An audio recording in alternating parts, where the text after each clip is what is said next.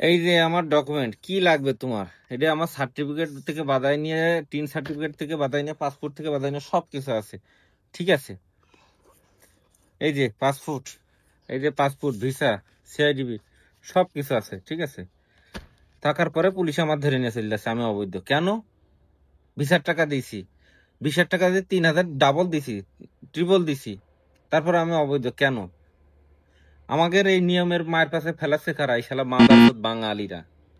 ঠিক আছে, আমরা যে সুরাত নিয়ে এসে ঘুরি না, সুরাত, এই যে আমি সুরাত ফিরে কুচি কুচি করেছি, এই সুরাতের কোনো মূল্য নেই। ঠিক আছে, সুরাত লয়ার ধরে বানাতে হবে 10 টাকা খরচ, কম্পিউটারের বেশি কুড়ুম করে দিয়ে দেবে, শেষ। সুরাত সম্পর্কে জেনে নাও ভাই।